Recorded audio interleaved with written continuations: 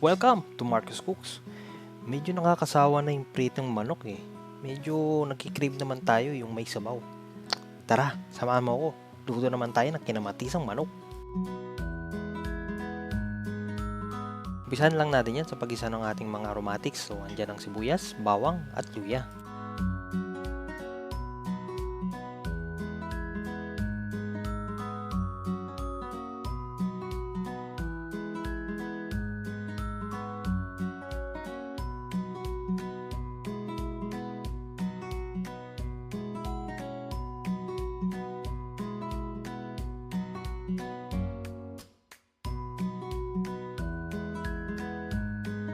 Sunod lang natin dito yung kamatis. Pag nagluluto ako dito ng kinamatisan, gusto ko sa kamatis yung talagang durog na siya eh. Yung talagang humihiwalay na yung laman niya sa balat.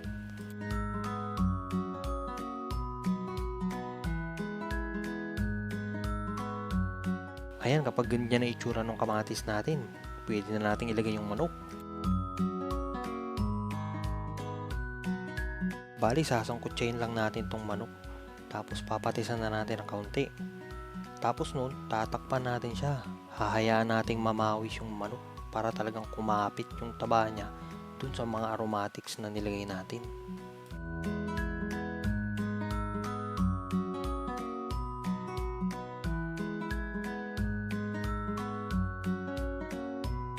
Ayan, kapag ganyang namawis na yung manok natin na talagang nagsama-sama na yung lasa nila, pakukuluan na natin yan. So maglagay na tayo ng tubig.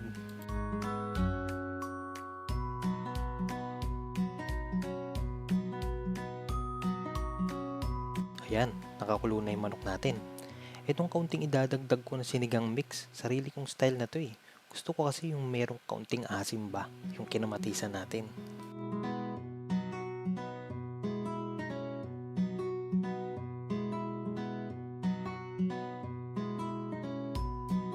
Bale, pinakuluan ko lang tong manok natin, mga 10 minutes lang. Tapos pwede na natin ilagay yung pechay Tagalog.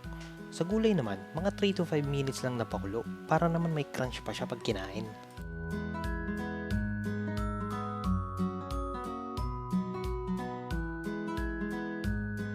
Dagdagan mo na rin ng patis, depende sa panlasa mo. Pakuluan mo pa ng saglit, tapos okay na yan.